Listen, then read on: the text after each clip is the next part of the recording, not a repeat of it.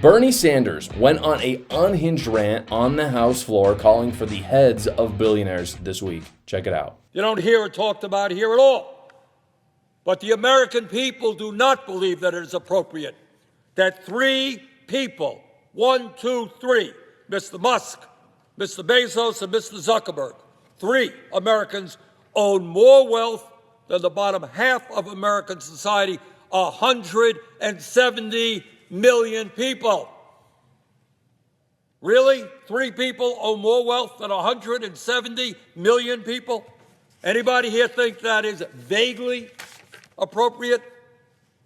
And by the way, those very same three people, three richest people in America, were right there at Trump's inaugural, standing right behind the president. So you want to know what oligarchy is? I know there's some confusion out there. What is oligarchy? Well, it starts off when you have the three wealthiest people in the country standing right behind the president. Class warfare, the bread and butter of leftism. It's the only thing that they can do at this point, in my opinion, to put themselves back on the map. Nothing else is working. They've gone for the identity politics. It's bullcrap. They go after Donald Trump. They've been doing that for a decade. Everyone's used to it. No one cares anymore. But I'll be honest, the class warfare argument concerns me. And the reason why is because in the last 2 months, this is just a personal note, my personal data that I've been collecting. In the last 2 months, the most controversial videos that I have made have been about Luigi Mangione and Bill Burr essentially saying that we should go out and murder CEOs. I thought when I made those videos that those would be like the least controversial. I thought it was a very easy argument to make. Don't murder people that you don't like. That was essentially the argument I was making. But as I said, those videos have been met with the highest amount of backlash. People are very angry that I was saying rich people shouldn't just be murdered on the street like the CEO of that healthcare insurance was. And that was crazy. I mean, for me to see all those people calling for that murder and being happy about it was nuts to me. Maybe some of you disagree. You can say in the comments below, I suppose. I'm sure this video will be met with plenty of criticism, as they always are. But this tells me that class warfare stuff like this is the key to Democrats' success if they go down that route. And I think they are going to go down that route, because if you look at who's popular in the Democrat Party, it's essentially nobody. But Bernie Sanders is always fairly popular, and he's trying to prop up AOC right now, which really loves the class warfare stuff as well. And so I think that it will do fairly well. However, at the same time, the logic on its face is absolutely absurd, of course. It's completely absurd. Bernie is saying billionaires should not exist. That's the argument. And my question is why? Like, seriously, why? Give me one good reason why billionaires should not exist. Because when thinking about the American economy, because I say this out of good faith. I'm not rich. I'm not a billionaire. You know, you could probably guess that. I tend to think about two groups that I care about when I'm thinking about the economy, and that is the American worker and the American consumer. Those are the two people I care about when I'm thinking about what I believe in the economy. And when you look at the three richest men, which is what Bernie Sanders is talking about, these are the jobs that they've created. Zuckerberg has created 67,000 jobs from Facebook. That's just Facebook, by the way. That didn't include all of Meta. Elon Musk has created 125,000 from Tesla. These are American jobs, by the way. And more than any of those, Jeff Bezos with Amazon, again, just Amazon, not his other businesses like Blue Origin, has created 1.6 million jobs for Amazon. And again, like, that is so significant. People hear those numbers. That is massive. 1.6 million. That's like 0.5% of the population of the United States. That one man, obviously he had a team, but ultimately it was one man who had an idea that created those jobs. That's the worker side. Now there's the consumer side. Elon Musk created Tesla, which is a decently affordable EV if you're into that. Not my biggest thing, but if you look at what you're getting, I would say it's fairly well priced. I would say it's a pretty good deal for the consumer. So that's that side. For Facebook and Amazon, literally everybody uses both those things in the US. There is not a single person, find someone for me, who has not used Amazon this year. Seriously, they don't exist. And Amazon is very well priced. Their membership is like $16, $20, something like that a month. It's fantastic for what you get. And Bernie Sanders wants to take away the incentives for companies like Amazon to even exist. Make no mistake, if there was no billionaires in America, Amazon would not exist. It would not exist. People out there saying it would are crazy. They don't understand economics. They don't understand incentives. They also don't understand that this is not a zero-sum game. Jeff Bezos did not steal money from poor, hardworking Americans in order to be a billionaire. Instead, he created value and created, again, 1.6 million freaking jobs, which none of us are ever going to do. The government's certainly not going to do that. The government doesn't create jobs, by the way. All the time we'll hear, oh, the Biden administration created jobs. Even the Trump administration, they created 200,000 jobs. No, they didn't. They did not.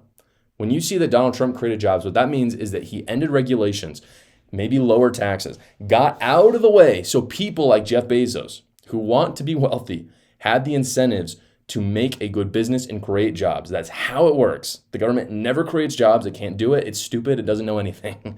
People who say they do, like Bernie Sanders, are lying to you. But that's not particularly hard to argue with. I think most people understand that when it's argued against. When it's not, people start to listen to Bernie Sanders. And this really points to the greed of it all, in my opinion. Bernie Sanders does not care about people being rich. He cares that there are people richer than him. People say this openly. This is not me putting words in people's mouth. The problem, I was arguing with someone just the other day about this, is wealth inequality. And again, my question for people is, give me a single problem with wealth inequality.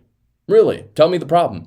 If, for instance, I'm just saying on its face, wealth inequality. Let's say everybody are millionaires in the world, but there are tons of trillionaires. Is there a problem with wealth inequality then?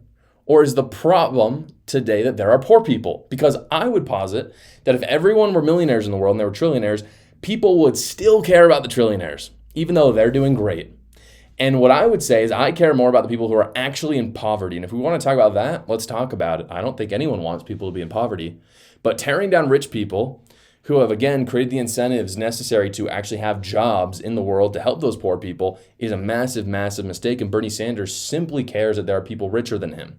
No one is mad when someone is slightly less rich than them. Take anyone on the spectrum. If you're out there making the average wage in America, which I believe is $65,000 a year, if someone's making 60 grand, you don't care. There's no problem. There's no problem with that. Even though that's way above the average amount people are making in the world, you're rich by world standards, no one cares.